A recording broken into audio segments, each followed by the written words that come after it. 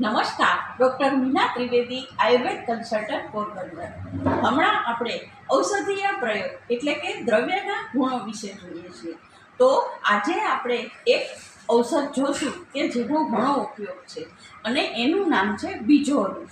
બીજોરું છે એ લીંબુનું જ એક જાત છે, પણ પ્રમાણમાં મોટું હોય છે. હવે વધારાની અંદર બીજોરું છે એ રુચિકર છે અને પથ્ય છે. હવે વધારાની અંદર આપણે જ્યારે જેમ એનું ફળ છે એ જેમ જૂનું થતું જાય છે એમ એની અંદરથી આપણને ફાયદો થાય છે.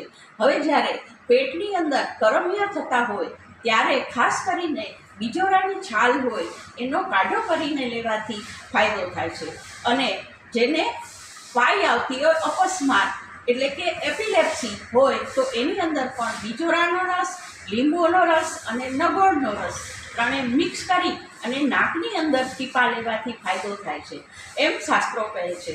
હવે ખાસ કરીને જ્યારે બાળક ન રહેતા હોય અને ગર્ભધારણ માટે આપણે બીજોરાનો કેવી રીતે ઉપયોગ કરશું, તો એરંડિયાના જે બીજડા હોય અને બીજોરાના જે બીજડા એ બેને આપણે એક સરખા વાટી અને ઘીની અંદર લેવાથી આપણને રિઝલ્ટ મળે છે, એટલે ગર્ભધારણ થાય છે. અને જે પિત્ત વિકાર હોય અને પેટમાં જ્યારે બળતરા થતી હોય, ચક્કર આવતા હોય, ત્યારે પણ બીજોરાનું જે શરબત છે એ બનાવીને પીવાથી ફાયદો થાય છે. બીજોરાના શરબતની અંદર આપણે મધ અને સાકર નાખી શકીએ છીએ.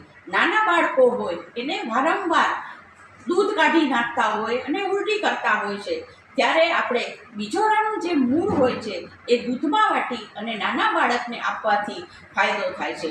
પેટમાં આપણે દુખતું હોય ત્યારે પણ બીજોરાનો રસ છે એ લીંડી પીપર સાથે લેવાથી ફાયદો થાય છે. અને હૃદય રોગ હોય કે ટ્યુબરક્લોસિસ હોય ત્યારે પણ બીજોરાનો રસ લીંડી પેપર સાથે લેવાથી ફાયદો થાય છે. તો આ બધા આપણે બીજોરાના ગુણ જોયા. જો તમને મારા વિડીયોમાંથી કંઈ પણ જાણવાનું મળતું હોય અને તમને એની અંદરથી ફાયદો થતો હોય તો તમે મારા વિડીયોને સબસ્ક્રાઈબ કરો, લાઈક કરો અને શેર કરો. તમને કોઈ પણ પ્રકારની કમ્પ્લેન હોય તો નીચેના કોન્ટેક્ટ નંબર ઉપર તમે મારો કોન્ટેક્ટ કરી શકો છો. ધન્યવાદ.